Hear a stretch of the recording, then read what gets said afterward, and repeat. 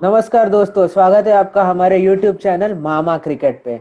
और आज का हमारा टॉपिक ऑफ डिस्कशन है India historic win at MCG, the second test played between India versus Australia in India tour of Australia 2020। और इस मैच का डिस्कशन करने के लिए हमारे साथ है वैभव। तो वैभव, स्वागत है आपका हमारे चैनल पे। Thank you Keyur. और आपने आज इंडिया की ब्लू जर्सी पहनी है। इसका कुछ राज है? जी आपने नहीं खरीदी है क्या? जी जी।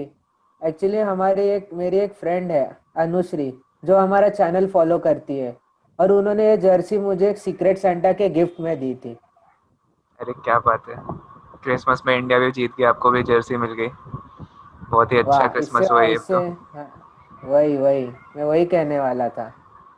तो चलिए मैच की तरफ बढ़ते हैं। हमने देखा कि ऑस्ट्रेलिया ने टॉस जीत के पहले बैटिंग करने का फैसला किया। तो क्या पिच और कंडीशंस देख के ये फैसला सही था? जी, ये बहुत ही इम्पोर्टेंट टॉस था जीतने के लिए, और ऑस्ट्रेलिया का डिसीजन एकदम सही था। क्योंकि ऑस्ट्रेलिया में, अगर आपको याद होगा, पिछले टूर में जो टीम टॉस जीती थी वही टीम मैच जीत रही थी। उसके पहले भी यही होता था, जो टॉस जीता है वो मैच जीतता है।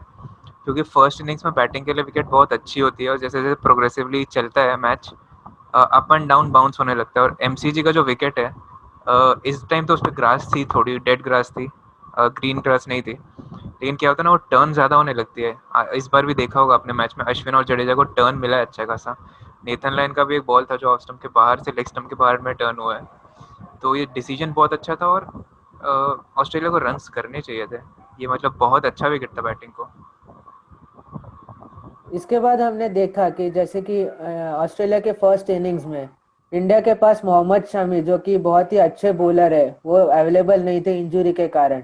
फिर भी इंडिया ने ऑस्ट्रेलिया को सक्सेसफुली 195 पे रोक दिया। इसके बारे में आप क्या कहेंगे? ये देखिए, ये मतलब माउंट एवरेस्ट चढ़ने जैसी बात थी है। क्योंकि अगर आपके पास प्रीमियर बॉलर ना हो मोहम्मद शमी, उसके बाद आपका जो मेन कैप्टन है, जो एनर्जी लाता है टीम में, विराट कोहली ना हो, उसके बाद भी मेंटली इतना स्ट्रांग रहना, मेंटली प्रिपेयर्ड रहना, उसके बाद आके अटैक करना, ऑस्ट्रेलिया को डिफेंड नहीं कर रहा था इंडिया। अगर आपने अजिंक्य रहाणे की कैप्टनसी देखी होगी, वो अश्विन को बहुत जल्दी लेके आए थे बॉलिंग करने के लिए। अगर अगर आपने मैच देखा होगा, आपके पास फालतू टाइम पड़ा है बहुत, जैसे हम लोग के पास है टेस्ट मैच देखने का पूरे पूरे दिन, तो आपने देखा होगा कि, आपने सुना होगा कि अजीत अगरकर कमेंट्री कर रहे थे तब, और उन्होंने बोला था कि वो वानखेड़े में खेलते हैं अजिंक्य रहाणे, क्योंकि मुंबई के प्लेयर हैं। वानखेड़े में क्या होता है ना, सुबह सुबह मॉइस्चर होता है। अगर आप मुंबई में रहते हैं, आपको पता होगा ड्यू कितनी गिरती है, वो सेटल होती है पिच पे। तो सुबह सुबह मॉइस्चर रहता है हल्का, और अगर आप स्पिनर को देंगे ना, तो उस मॉइस्चर पे ग्रिप बहुत मिलती है। तो अजिंक्य रहाणे ने यही सोच लगाई थी एमसीजी में भी, और आपने देखा होगा उनको मस्त टर्न मिली थी रविचंद्र अश्विन को, जिससे उन्होंने स्टीव स्मिथ को आउट किया। ये कैप्टनसी, उसके बाद उन्होंने बॉलर्स को रोटेट बहुत अच्छा किया है। बहुत ही अच्छी कैप्टनसी थी उन्होंने। मोहम्मद सिराज जो डेब्यूटेंट थे, उनको बहुत जल्दी लेके नहीं आए, उनको बहुत लेट लेके नहीं आए। उनको ऐसा ट्रीट नहीं किया कि वो नए बॉलर उनको शील्ड कर लेते हैं, नहीं, उनको पूरी अपॉर्चुनिटी दी उन्होंने बॉलिंग करने की। उमेश यादव थोड़े इफेक्टिव कम थे, तो उनको 13-14 ओवर्स के बाद रोक दिया, वो जडेजा के पास चले गए।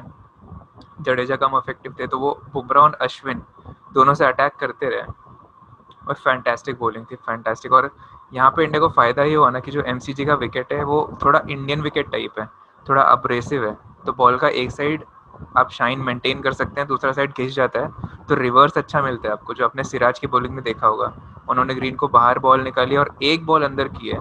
मुझे ये कंपैरिजन बहुत अनफेयर है दोनों बॉलर्स पे, वकार यूनिस पे और मोहम्मद सिराज पे, लेकिन मुझे वकार यूनिस की याद आई थोड़ी सी। वो ये करते थे, वो बाहर बाहर बाहर बाहर, और एक इन स्विंगर मारते थे बहुत तेज, जिसमें एलबीडब्ल्यू और बोल्ड हो जाते थे, और सिराज ने वो बॉलिंग की है, और लग रहे हैं कि टेस्ट मैच के बॉलर हैं। तो बहुत बहुत अच्छी बॉलिंग, बहुत अच्छी कैप्टनसी। इसके बाद हम आते हैं इंडिया के फर्स्ट इनिंग्स में, जिसमें इंडिया ने एक बहुत ही हेल्दी लीड ले ली। मेरे ख्याल से 131 रन्स की लीड ली इंडिया ने। जी जी, इंडिया की बैटिंग जब स्टार्ट हुई थी तो हम सबको वही टेंशन था कि कहीं 36-42 पे वापस। पर वही बात है ना, ऑब्जेक्टिविटी मेंटेन करनी चाहिए। 36 ऑल आउट, 52 ऑल आउट, ये सब 10 साल में एक बार होता है। और वो बोलते हैं ना, बिजली दो बार एक जगह नहीं गिरती है जनरली, तो नहीं गिरी। शुभमन गिल की वजह से बहुत ज़्यादा फ़ायदा हुआ इंडिया को। उनका जो माइंडसेट था, वो बर्डन कैरी नहीं कर रहे थे एडिलेड का, वो फ्रेश आए थे। उनके आप शॉट्स देखेंगे, उनको जो बॉल मिली आगे, उन्होंने एकदम वैसे खेला जैसे वो रणजी ट्रॉफी में खेलते हैं। उनको आगे बॉल मिली, ड्राइव मारी, उन्होंने ड्राइव मारी है। उनको पैर पे मिला, उन्होंने फ्लिक किया है। जैसे ही स्पिनर आया, उन्होंने आगे निकल निकल के मारा है स्पिनर को। उन्होंने कुछ माइंडसेट चेंज नहीं किया, कुछ टेक्निक में चेंज नहीं किया। उन्होंने ये नहीं सोचा कि ये ऑस्ट्रेलिया है तो मुझे डिफेंड ज़्यादा करना चाहिए या कुछ। और इंडिया की पूरी बैटिंग में आप कांस्टेंट ये देखेंगे, एक एफर्ट था कि हम लोग को डिफेंड नहीं करना है, हम लोग को स्टे नहीं करना है, हमको रन बनाने हैं, लीड लेनी है। क्योंकि टेस्ट मैच हम लोग रन से या विकेट से जीतेंगे, बॉल खेल के नहीं जीतेंगे। अजिंक्य रहाणे भी जब बैटिंग करने आए थे तो उन्होंने भी पॉजिटिव माइंडसेट से बैटिंग की। और जैसा कि आप जानते हैं, केयूर के फेवरेट प्लेयर ऋषभ पंत, वो जब बैटिंग करने आए तो उन्होंने भी गेम चलाया है, उन्होंने भी रोका नहीं है। वो अलग बात है वो मारते हुए आउट हो गए बाहर, अगर वो नहीं मारते तो फिर वो डिबेट आ जाती है कि ऋषभ पंत तो खेलते वैसे हैं। लेकिन वो 29 ने इंडिया को बहुत हेल्प किया क्योंकि वो मोमेंटम शिफ्ट हो गया था। हनुमा विहारी के आउट होने के बाद ऋषभ पंत ने अटैक करके थोड़ी फील्ड ना खोली है, जिससे सिंगल्स लेने आसान हो गए।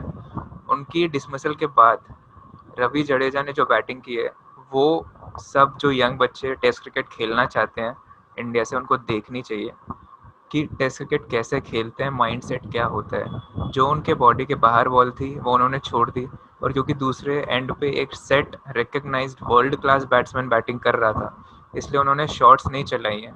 आप देखेंगे ये रवि जडेजा ने जब ये आउट हो गए अपने अजिंक्य रहाणे, उसके बाद उन्होंने शॉट्स मारने चालू किए हैं।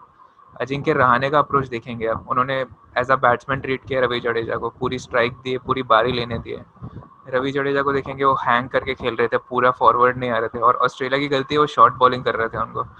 रवि जडेजा की प्रॉब्लम है, अगर आप आगे बॉलिंग करेंगे उनको तो पूरा फॉरवर्ड नहीं आते वो, और पूरा फॉरवर्ड वो वैसे आते हैं जैसे स्पिन को आया जाता है बैट और पैड के साथ, तो उसमें थोड़ी हिंडर हो जाती है। वो टेक्निकली हम लोग बाद में बात करेंगे, तो एज लग के स्लिप में जा सकता है, लेकिन वो बॉलिंग हुई नहीं।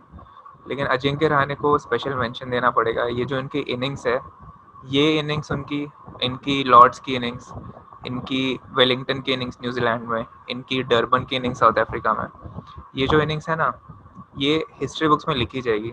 क्योंकि ये सब फॉरेन कंट्रीज में मुश्किल कंडीशंस में आई है, और सबसे ज़्यादा ये मीडिया में बातें चल रही थी कि पुजारा रहाणे को ज़्यादा रिस्पॉन्सिबिलिटी लेनी चाहिए, उन पर तलवारें चल रही हैं, रहाणे को ड्रॉप करके इसको रोहित शर्मा को ले आओ।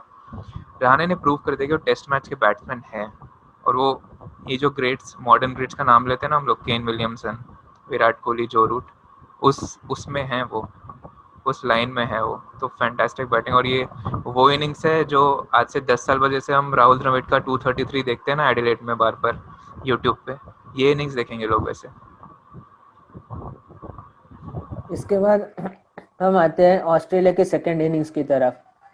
इंडिया के लिए एक बहुत अनफॉर्चुनेट सीन ये हुआ कि उमेश यादव, जिन्होंने 5.3 ओवर्स डाल चुके थे, एक विकेट भी उन्होंने उसमें ले लिया था, वो इंजर्ड हो गए।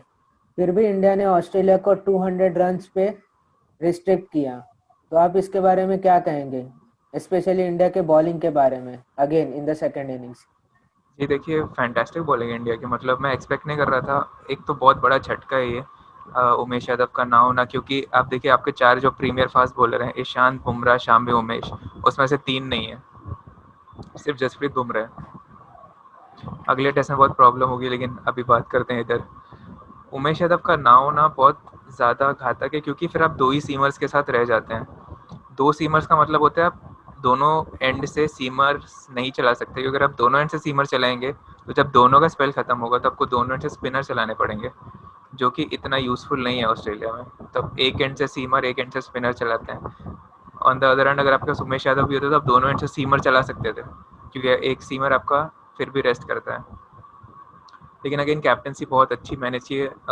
अजिंक्य रहाणे को पता था अगर जसप्रीत बुमराह 2-3 विकेट निकाल लें ऊपर से, और मतलब 5-6 डाउन ले ले, तो उनको कॉन्फिडेंस था कि टेल को हम लेटा लेंगे। मुझे तो नहीं था कॉन्फिडेंस, क्योंकि टेल बनाती रहती है, लेकिन इस बार इंडिया ने टेल को अच्छा काउंटर किया है। फैंटास्टिक बोलेंगे, क्या ही बोल सकते हैं इसके बारे में, मतलब आज सब कुछ अच्छा। हाँ, ऋषभ पंत ने एक कैच छोड़ा है, वो गलती हुई है, उनको विकेट कीपिंग सुधारनी पड़ेगी। उसके अलावा everything fail into place for India, मतलब और कुछ अच्छा हो नहीं सकता था।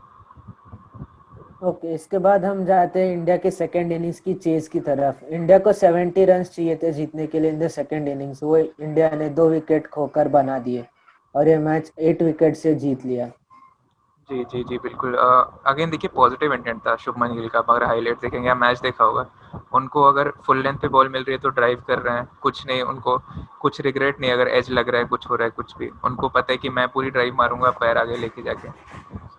तो वो बहुत अच्छा साइन था। एक एक थोड़ा वरिंग साइन है कि अजिंक्य ये अपने चेतेश्वर पुजारा और मयंक अग्रवाल टॉप ऑर्डर में ये फायर नहीं कर रहे हैं। मयंक अग्रवाल अभी भी आधे पैर के साथ खेल रहे हैं, चेतेश्वर पुजारा अगेन कॉन्फिडेंस नहीं है। तो देखते हैं सिडनी टेस्ट में क्या होता है, पर ये मैच तो जीत गए।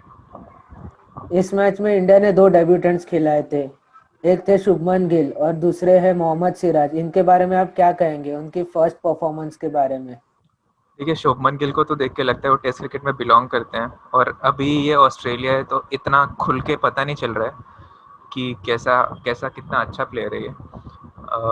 चेतेश्वर पुजारा ने इंडिया में डेब्यू की थी, उन्होंने डबल सेंचुरी मारी थी डेब्यू पे। अगर शुभमन गिल इंडिया में डेब्यू करते तो वो भी डबल सेंचुरी मारते हैं मेरे हिसाब से, तो क्योंकि काफ़ी कॉम्पैक्ट प्लेयर हैं, काफ़ी अच्छा खेलते हैं। एक ही चीज़ उनको ध्यान देनी पड़ेगी कि कभी कभी ना ओवर अटैक कर देते हैं, वो काफ़ी दूर की बॉल को भी मार देते हैं ड्राइव। एज एन ओपनर ये सही नहीं है क्योंकि बॉल मूव करता है। सिडनी में ये प्रॉब्लम नहीं होनी चाहिए, ज़्यादा मूव नहीं करेगी बॉल। ब्रिस्बेन में ये दिक्कत होगी क्योंकि वहाँ पे बाउंस ज़्यादा है। तो मुझे देखना है शुभमन गिल को और खेलते और इनिंग्स में। जहाँ तक मोहम्मद सिराज की बात है, एमसीजी की जो विकेट थी ना वो वैसी विकेट थी जो मोहम्मद सिराज ने इंडिया में बॉलिंग की होगी, ऐसे विकेट्स पे जो थोड़ी अब्रेसिव होती हैं, जहाँ पे आपको रिवर्स मिल जाता है, जहाँ पे आपको 3 डंडों के बीच में बॉलिंग करनी होती है, पैड्स पे मारना होता है। मुझे वहाँ पे बॉलिंग देखनी है मोहम्मद सिराज की, जहाँ पे पैडों पे मार के एलबीडब्ल्यू नहीं मिलेगा क्योंकि बाउंस ज़्यादा होगा। तो उनको एज लगानी पड़ेगी, उनको कॉर्ड बिहाइंड पे जाना पड़ेगा, उनको बाउंसर्स मार के कैच लेने पड़ेंगे। तो यहाँ ये विकेट के लिए तो बेस्ट सूटेड है वो। ये मोहम्मद सिराज, उमेश यादव इस विकेट के लिए डाउट ही नहीं है, लेकिन जहाँ पे बाउंस थोड़ा ज़्यादा होगा वहाँ पे देखनी पड़ेगी इनकी बॉलिंग। मैं आपको एक और सवाल पूछना चाहूंगा। जैसे आपने अभी कहा कि मयंक अग्रवाल और चतेश्वर पुजारा, तो उन्होंने अभी तक के दो टेस्ट मैचेस में फायर नहीं किया है। उसी तरह से ऑस्ट्रेलिया के स्टीव स्मिथ है, जिनसे बड़ी एक्सपेक्टेशंस रखते हैं ऑस्ट्रेलियंस। उन्होंने भी अभी तक कोई बड़ा स्कोर नहीं किया है, ये जो 4 इनिंग्स में उन्होंने बैटिंग की है फर्स्ट और सेकंड टेस्ट में। तो आप क्या कहेंगे उनके बारे में? स्टीव स्मिथ के अगेंस्ट ना इंडिया का बहुत क्लियर प्लान है, और ये वो प्लान है जो इंडिया यूज़ कर रही थी जब धोनी कैप्टन थे, आई थिंक 14 में, 2013-14 या 14-15 की जो सीरीज थी जिसमें धोनी रिटायर हो गए थे। इंडिया पैर पे बॉलिंग कर रहा है, अश्विन ने उनको लेग स्लिप पे कैच लिया है, जसप्रीत बुमराह ने उनका लेग स्टंप उड़ाया है। ये मुझे लगता नहीं है प्लान, जो इंडिया ने प्लान किया इंडिया वही कर रहा है, इंडिया कुछ नया नहीं कर रहा है। लेकिन ये मुझे लगता नहीं है प्लान का जीनियस नहीं है, ये स्टीव स्मिथ का फॉल्ट ज़्यादा है।